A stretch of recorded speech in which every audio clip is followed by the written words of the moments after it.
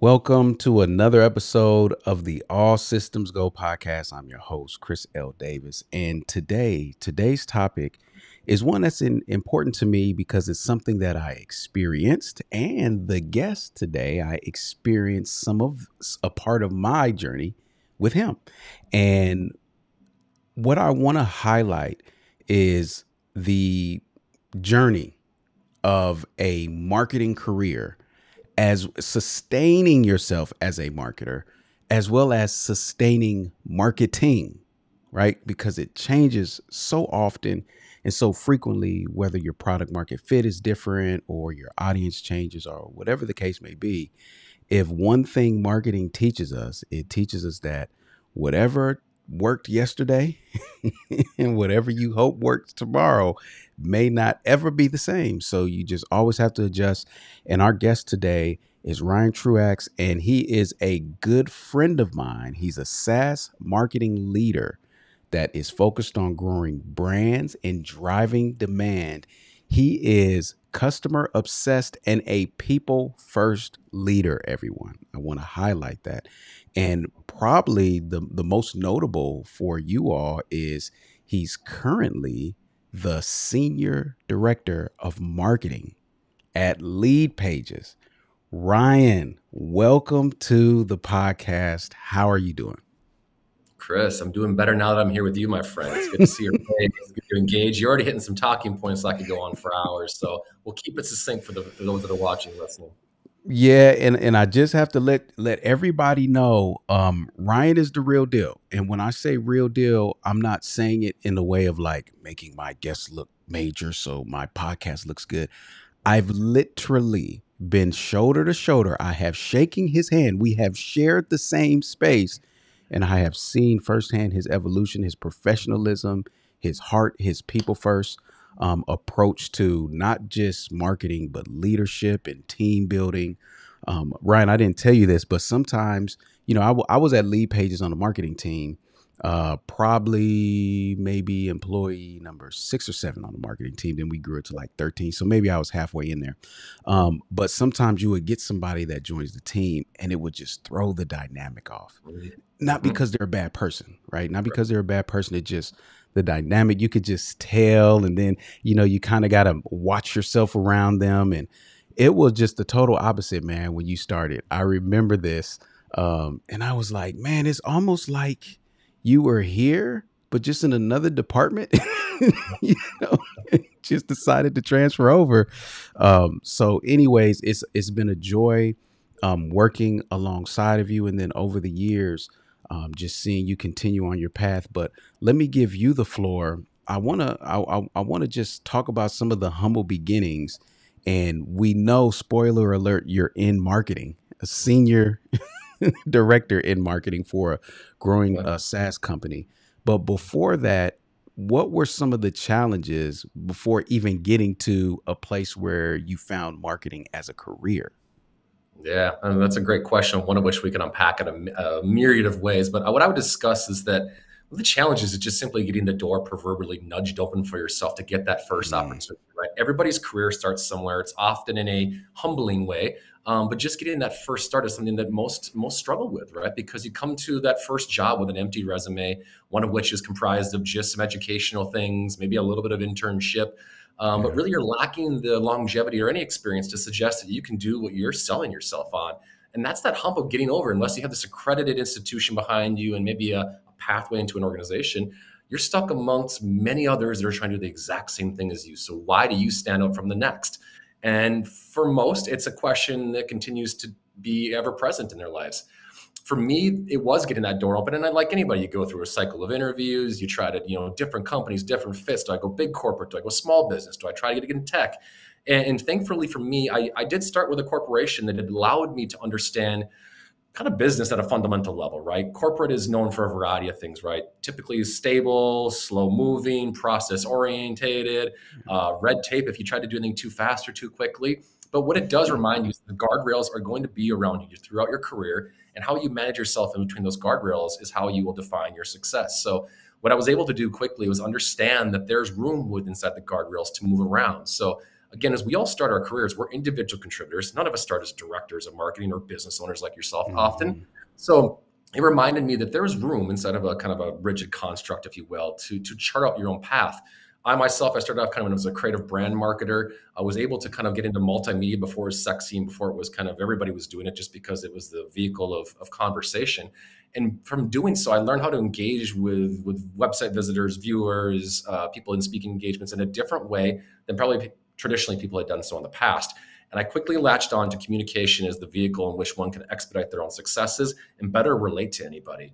And as a marketer, Mhm. those are two things we're always trying to do: is how do we increase relatability and how do we communicate more effectively? Now you do this through strategy, you do this through people management, how you kind of collaborate with others. But I found that on early in my career that if I did those things well, that I was gonna have a foundation from which I could build upon. So even living inside corporate and spending roughly about 8 years of my career there and having an exceptional ride, I took those two ingredients with me throughout my career. And as I got through the second half of my career into SaaS for the last 10 years, I've really leaned into those two things so that are seemingly basic, but often elusive when you think about it. So a little quickly is like, how do you get started? What does it look like when you first start?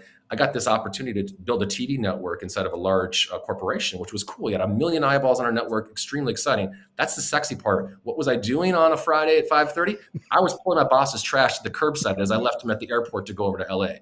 So you got to be willing to do the things that other people aren't. You often hear about actors and athletes and such. What got you over the hump? It's a willingness to do the things that others are not. And it Mhm. might sound kind of cheesy and comical to suggest that you're pulling out someone's trash bin to the curb. But what it showed my boss and my leader was that there was a person who was willing to go beyond the call of duty to ensure that his life was easier. And by doing so, the business was impacted in a positive way. So although it's something we can laugh at today, I'll look back at that moment and say, even without those little tiny nuggets throughout the course of my career, I wouldn't be where I'm at today. And I look fondly back on those moments and as a humbling thing and something that widens my perspective as a way of saying, hey, don't forget where you came from. Treat those, just like you would want it to be treated when you started. And by doing so, again, relatability, effective communication through the roof. Yeah, I want to say, echo the sentiments on the corporate world. When I was working as an engineer, I never knew what I would do with the skills I was picking up at that job. They were not always skills that I could see that the value could transfer, or even imagine what else I could do with them. I just always thought like, oh, I'll always be an engineer. But I'll say this, Ryan, showing up every day and working with integrity and working hard, you can never lose. Even if I did not like this job for my last, I was there for 7 years. I didn't like it for at least 5 of them. You get what I'm saying? So I really had to lock in. I remember mornings where I just kind of had to talk myself into it. But I showed up every time. I was always looking to learn. I was always looking to engage with others, learn from them, make things easier collectively, across the board. And that experience has served me so well, not just as a marketer, but as a leader, man. I just would have never known that. And I'm glad I didn't cheat myself, you know? You're 100% right, because if you rob yourself of those experiences, you're likely going to be too far down the path at a later date in which you need to harken back to those experiences. And as times change and sort of the generations that to kind of do the work, you have to have that relatability again. I think those that travel with the times, today we're talking about sustainability in a career. How Mhm. do you do so? How do you do it effectively? It's the ability to remain relatable throughout all the changes that a marketer experiences throughout their career. I mean, we see it every day. Sometimes a decade takes place inside of a week. I mean, look at ChatGPT just the last few months here. I mean, Yeah. it's amazing which time with the speed at which things occur. So our ability to remain relatable when speed is all around us is critical, both from the people and Yeah. strategic standpoint. Yeah, Ryan, let me take a step back to the individual contributor days of your Yes. marketing career. Mhm. Okay. And we know you're well decorated and established now. There are people who are listening that want to get into marketing Correct. and are in marketing already and just trying to figure out how do I grow? Mhm. What should I be doing? Like what does that path look like? Because Ryan, I've talked to numerous marketers, SaaS marketers, Mhm. and I can't pinpoint anybody's career that looks the same, right? It's not like, hey, work here and then 2 years will be this, and then 3 years. It's Mhm. just that's not how No. it happens, man. So if you could kind of go back and think through those individual contributor days, of course you couldn't have foreseen this, Mm. but what were some of the things that you would say looking back that you would tell somebody or encourage them on how a potential path may unfold for them? Yeah, yeah. Well, spoiler alert, I do not have the magic pill. I do not have the silver bullet because there is no straight point or pathway between A and B. Let me remind No, you all, listen or no. watch. Um, Resiliency is of the utmost importance. I mean, so here's the thing: you're going to have opportunities that are presented to you in your career path. If you work hard, you don't have to be the most skilled person in the room. You work hard, show up consistently, opportunities will present themselves to you. I can guarantee you this. What Mm, you do with those opportunities is, again, what will define you. Those opportunities can be ever present or almost so small that you barely acknowledge their existence. But again, with self awareness and an attention to detail, you will acknowledge opportunities, whether it's a networking experience, an event that you may or may not have chosen to go to, some coursework, mhm, some advanced education that you thought, is it relevant at this point in time? Take those learnings. Anytime there's a value add to who you are as a person, as a professional, take that opportunity. There will be an older version of yourself that will thank you for it or will look back with regret because you didn't do so. If I was one thing I had to give myself any kind of pat in the back, I'm a pretty humble person, but it would be about looking at opportunities and always taking those in. Did I succeed every time an opportunity is presented to me?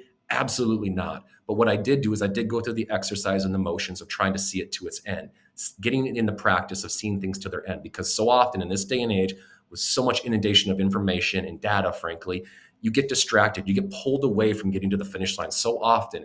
And too frequently, people like you and I may see an individual get three quarters around the race and give up on that last lap because they hit a point of frustration. They hit I didn't see enough value. It wasn't getting me where I wanted to go. That last quarter of the race was probably the thing between you and the success and that opportunity. You got to get down to there and push through. These adages have been around for hundreds of years. And how we apply them today is a little different, right? We're more empathetic towards one another and there's a better care for one another. So it's easier than it was formerly, in my opinion. But again, your stick-to-itiveness must be ever present. And again, never take an opportunity and kick it to the curb. I mean, here you and I are years later having had a great little professional relationship for a while. But the fact that we took an opportunity to continue our relationship, learn from one another. We said in your podcast, I look at you as a business owner. I'm a marketing leader. We didn't see these pathways available to us. But again, opportunities oh presented man. themselves to each you and I. And here we sit today with a lot of common ground and a lot to share with others that hopefully will be of value to them. Yeah, and I'll add the answer to my own question. Relationships are everything. Correct. Don't burn any bridges. Oh my goodness, Ryan, I cannot tell you how well that has served me consistently over the years. Doesn't matter if they did me wrong, whatever wrong looks like, or if I made an error. I've always prided myself in being the one that has built my half of the bridge. I can't build your half. I can't do that. And perhaps you're not ready to build your half of the bridge when mine is there. But I keep it extended. And because you never know who you will need. And you just never know where people go in their careers. And it's been one of the things that, when I was at LeadPages, I was in a leadership position. And I remember talking to the support folks. I remember talking to the engineers, everybody that is not going to be on the YouTube page or the webinars and all of that. Yeah. And time and time again, whether it's Facebook or whether sometimes our paths just cross, they continually tell me how grateful they are. And a bonus is sometimes you're working somewhere or Mhm. you know somebody who's looking for good help and you can then help someone else Yeah. get to the next step, which is really in line with what we're talking about. Is how do I, in marketing, how do I keep that career? What does that career path look like? Sometimes it is through a relationship. Uh, Sometimes it is just not burning a bridge. Chris, you're 100%. I mean, each of my points in my tenure during my SaaS career, it's because I've been recruited out of the role into another for another reason, because I knew somebody, not because I was the marketer of the year here in my space, but it was more so I knew a person who saw a fit, who saw qualities in me that would fit amongst or well amongst an organization they were in. And by Yeah. doing so, like you said, retaining relationships, never burning bridges, always taking the high road. Again, easy to say, radically difficult in practice, but once you do so, the fruits of their labor will bear themselves later, and you will find yourself far more advanced than those that have chosen to take a lesser path traveled, perhaps. Yeah. Yeah. So what was your first marketing position Yeah, it could in be back in my SaaS? corporate. Yeah, it's SaaS. It would have Yeah. been actually funny enough with LeadPages. So I'm a Yep. boomerang, right? I started at Yep. LeadPages. I'm going to finish at LeadPages. I'm staying Okay. here. Yep. But actually, was in the content creation space. So again, multimedia videography was really Yep. kicking out around the tech space, and call it 2010s or whatever. Through some, again, great networking, was pulled into LeadPages and was part of the multimedia crew that told a lot of the brand stories through the vehicle being video. We were Yeah. highly effective at our ability to relate to our customers because, again, here you and I sit, we can see each other, we can talk to each other, we can feel each other's presence. That's why Yeah. video was so wildly impactful.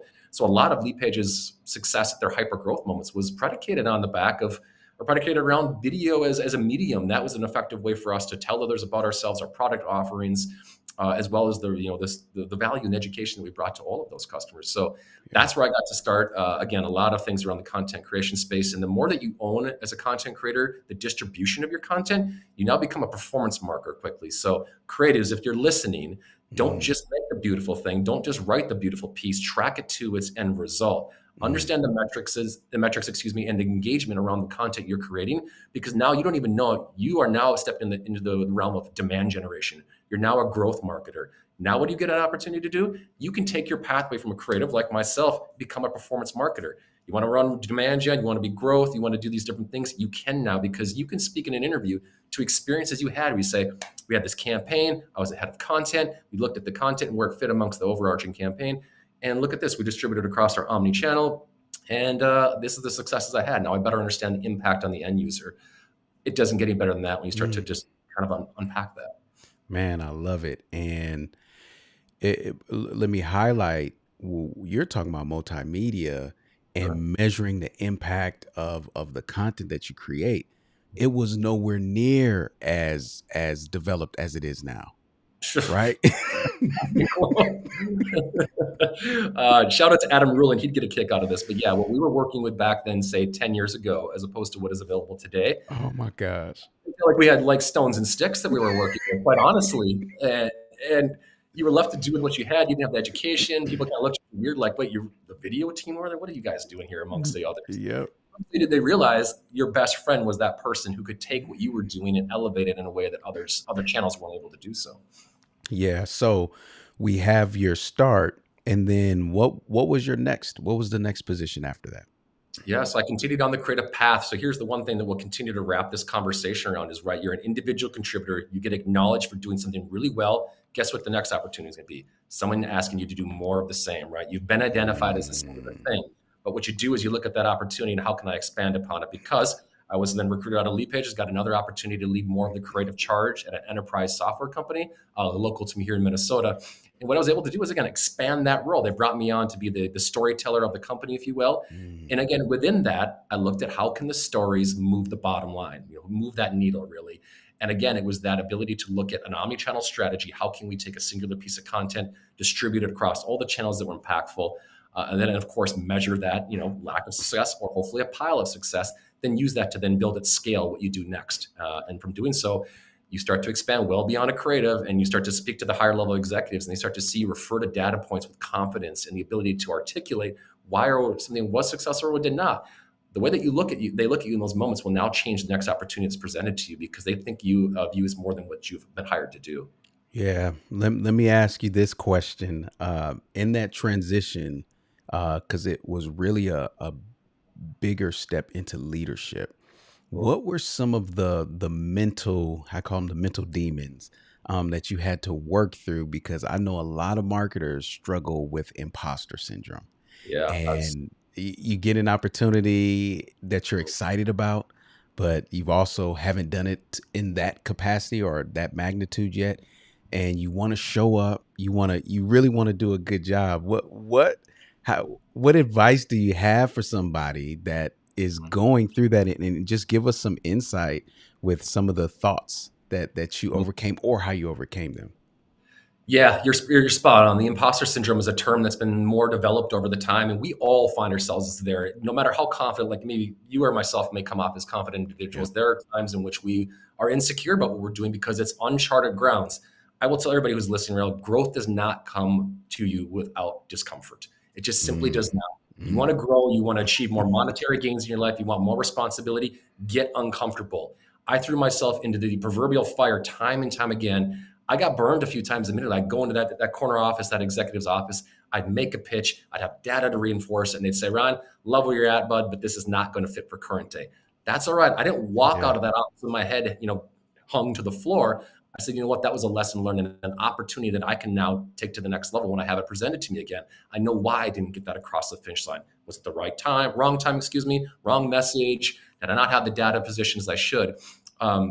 So I guess what I learned was an ability to communicate with confidence to the executives because they're often the ones that steer our careers and our opportunities again. So even if you lack the confidence and maybe the experience you'd like to have in those tough conversations, you have to deliver it with confidence.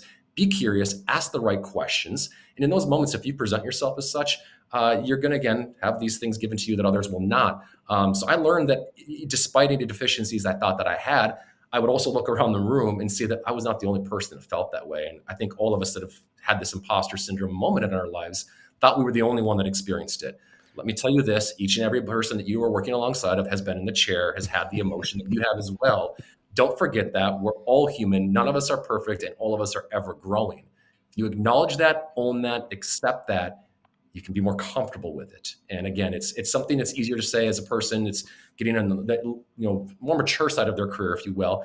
But if you can take any kind of ownership of that in your 20s, your early 30s, my friends, you'll be well advanced for where you go next. Yeah, yeah. Now I want to add to the timing piece. There was a moment in my career when I was at Lockheed Martin as a corporate worker, and I was trying so hard to get out of there. My first attempt was maybe just transfer me back to Minnesota. I'll stay at Lockheed Martin, but because I'm around family, to be more tolerable, right? And I tried to get transferred to Minnesota. That didn't work. So I tried to get transferred in other places. I was just trying to get out, man. And I remember, this is funny. I remember, I think I told this to Tracy, but I can't remember where I found LeadPages. I found the job opportunity posted and I applied for it. I was like, oh, I would love to do that because at the time I was just learning internet marketing, following Pat Flynn, Brendan Bouchard, and a Mhm. lot of them were using LeadPages. So I knew Clay and I was like, hey, that company that builds landing pages is hiring. That'd be pretty cool, right? Didn't Yeah. even know that it was called a tech startup. I'm just thinking all companies are fairly sized. Anyways, so I put in my resume, my application and my resume, and I called, and it was like at least for months, and nobody would get back to me. Long story short, I did not get hired. I did not get hired. Nobody even, they didn't have the systems in place at the time to even let me know, hey, we're considering other people, right? It was super early. So when I got hired and asked them about it, I think Tracy, yeah, I did have a call with Tracy, and she just kind of laughed about it because she was like, Chris, we were so small and so scrappy at that time. We were just doing stuff and we were just grabbing what we can grab, and but it speaks to the timing piece. There Yeah. was a point that I applied and the answer was no. That was the answer. But I didn't let that no drive me away permanently. I didn't sit in it and just like, well, one day LeadPages will come back around. I went on with my life, and before you knew it, I found myself right back with attempt number two, Mhm. and of course, yes, and the rest is history. So, there is some stick to itiveness, some fortitude, mental Mhm. fortitude, emotional fortitude that you have to display. Listen, man, Ryan, marketing is one of the toughest careers Oh. because everything is always changing. Mhm. The user consumption trends and everything at like that, tracking it continues to be a challenge. Mhm. And everything you do is on display for people to experience and or judge. You get what I'm saying? All the time. There's nowhere to hide in marketing, nowhere to hide. And that's for better and for worse, right? You're having successes, you're being celebrated. You're not, you're going to have those questions from you on a regular basis, right? Like this is a life of a marketer. I mean, for those, when Man. we're talking to SaaS people, right? It's widely known the shortest tenure of any part of the SaaS tree of life is the head of marketing. Like it is Yeah. because you try rebrands, you try reorgs, you try new M&P message and positioning, and you find out that none of it lands or it has a short shelf life. They're going to try the next person on for size. So you have to be available and willing to do the things others are not. And again, keep those networks and those relationships alive and well, of course. Yeah, absolutely. So I'm seeing the big picture. You had some corporate experience that gave you some tangible skills, really helped polish Yeah. your approach, show up as a professional, and you get an opportunity in the startup space, transferring those skills Mhm. and using them, and then that leads to a leadership position. Yeah. And was it after that you walked into the position at LeadPages? I spent about 4-ish years in that position there, Okay. and really kind of sharpened my tools as anybody should in their first leadership with a larger team. You got P&L responsibility, Yeah. things that are new to you, processes you have to get familiar with, the whole intertwining yourself with HR and ops and getting familiar with those things. Yeah. But yeah, it was kind of that opportunity for me to look at a lot that I had learned. I mean, sometimes you learn as much from the detractors as you do those that kind of are additives to your life, and sometimes you have your own personal experiences that you fold up into who you are and how you treat others. And I think that during my time there, I was able to, again, pluck enough learnings from the tree of life that was my marketing career at an enterprise software company, and then apply those to where I'm at today. So yeah, a little bit of that, I guess. Yeah. So what was that another relationship that opened the door? Did you initiate that?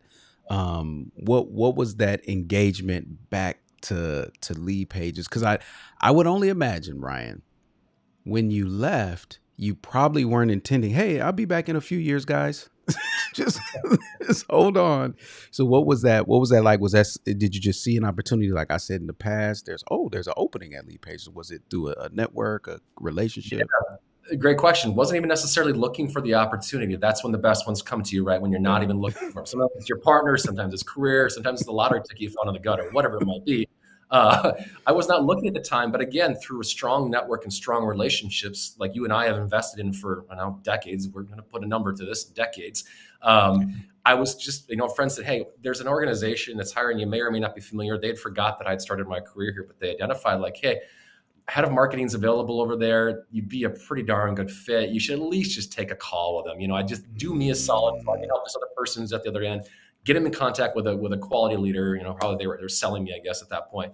But through that, got engaged with the CEO, this currently at LeadPages, and from the first word, we hit it off. And it was once again one of the easier choices. The two easiest choices professionally I've ever had in my life was joining LeadPages the first time in 2015 and joining last year in 2022. For different reasons this time, but the leadership at LeadPages, the CEO, I could not get along with more. You identified my people first mentality when it comes to leadership. That is ever present yet today at LeadPages.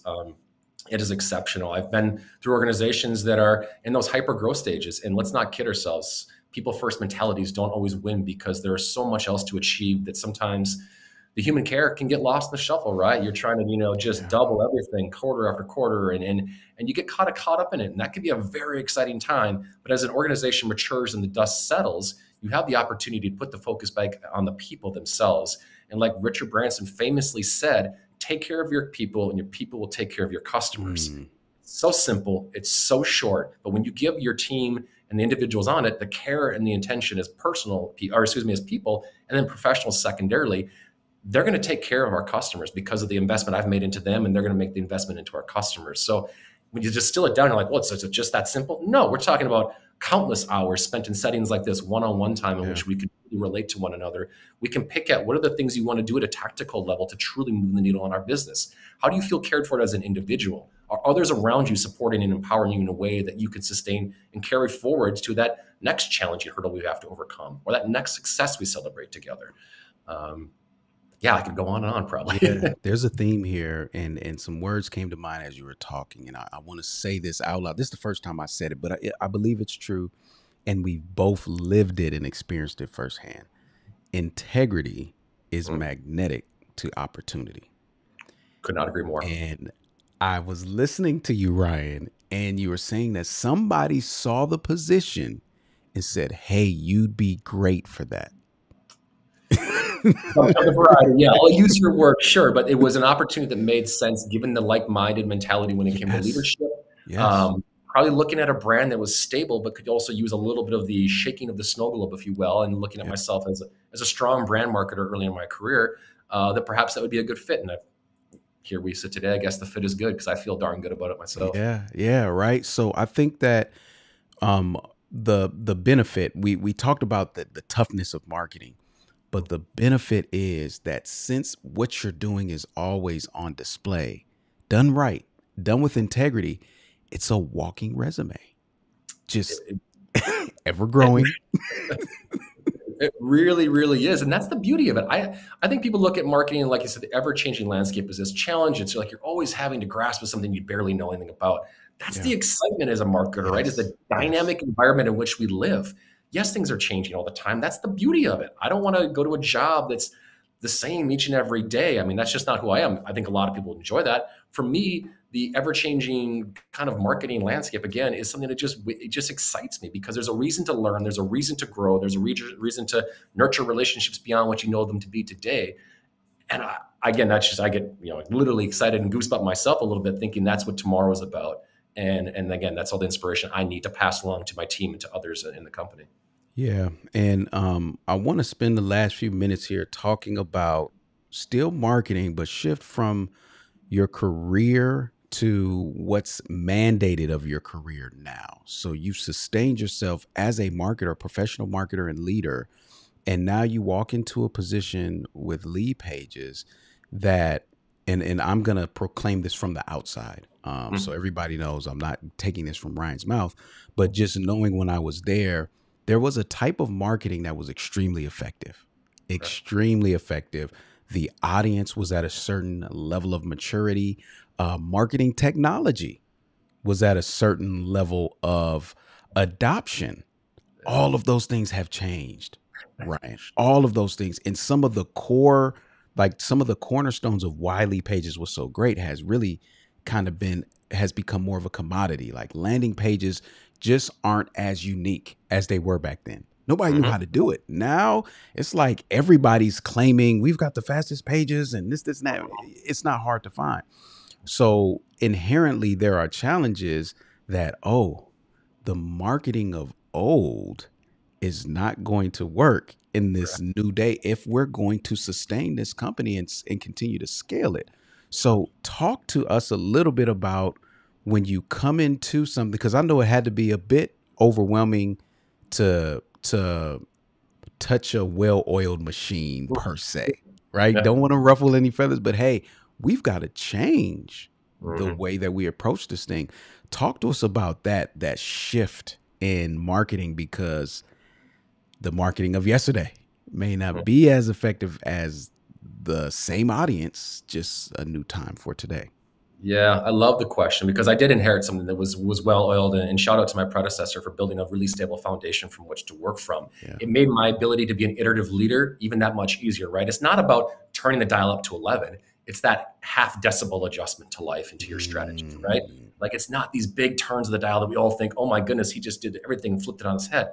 No, there's just a different angle in which we look at things. For us, it's a little bit of what is our position in the market. We spend a lot of time looking at our competitors, right? And sometimes we forget to look inward and who we are. What is our core DNA? Why do we matter to the customers? What problems are we solving today that maybe we weren't in the past, or are new problems for our end users? We look at those and we deep dive into those, and then we insert and wrap our value around it, as any good product marketer would do, of course.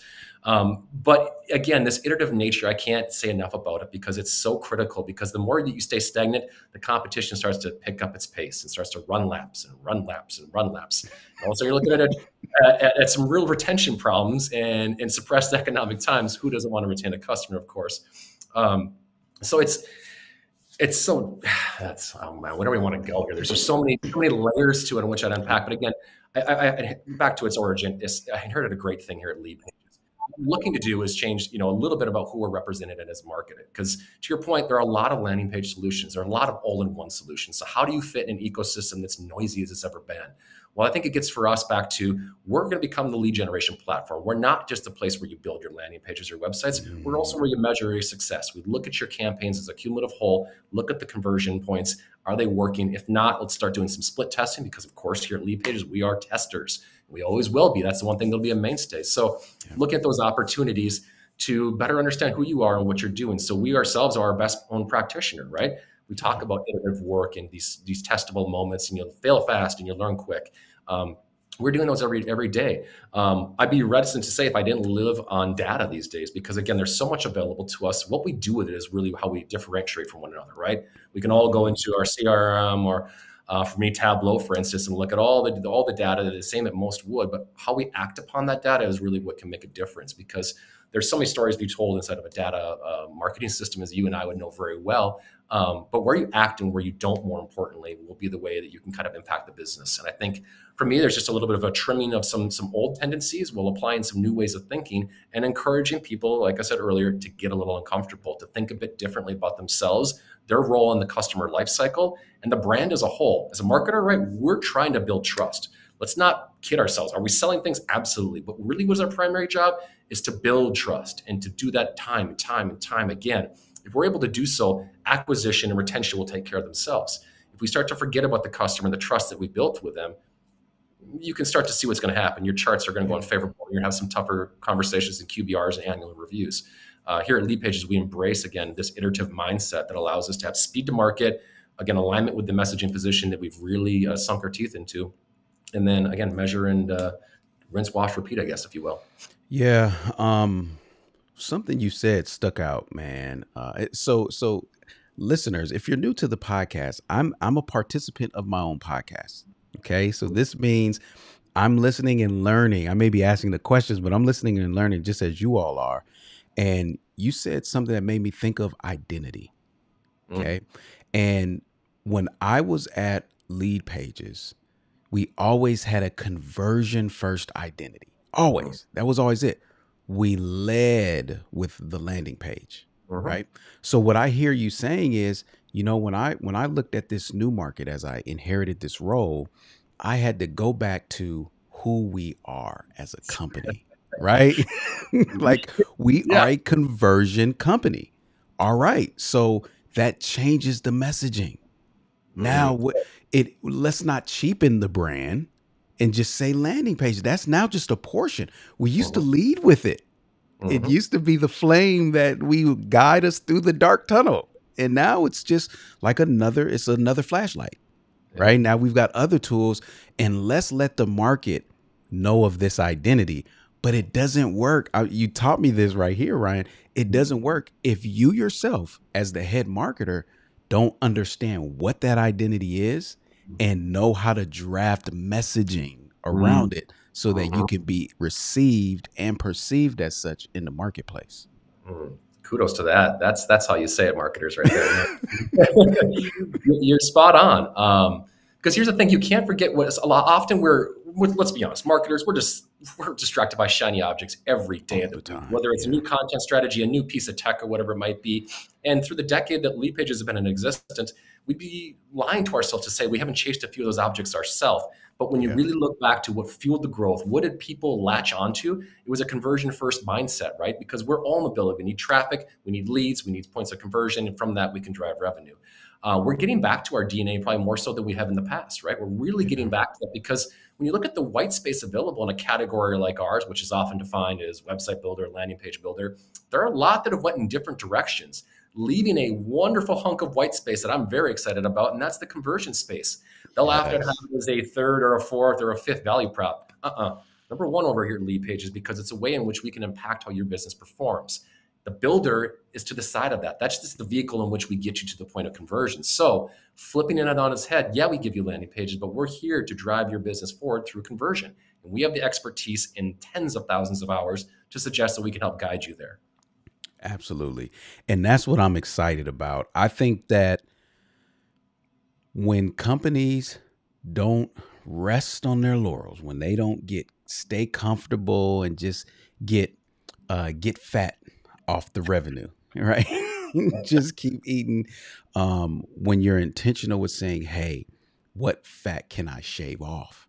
How can we remain lean and healthy? What does the market need? If a company is focused like that, that's a company you really don't have to worry about. True. Right? Because they may not always be in the news, Mm-hmm. right? But Ryan, I have to say this: it's very similar to entertainers who have these timeless catalogs. Like for one, if you're a fan of this group, I'm about to say, sorry, everybody, it is what it is. But I grew up listening to Bone Thugs and Harmony, right? Yes, It's yes. the Shout out thuggish Motown. ruggish bug. Like everybody knows that song and that tune.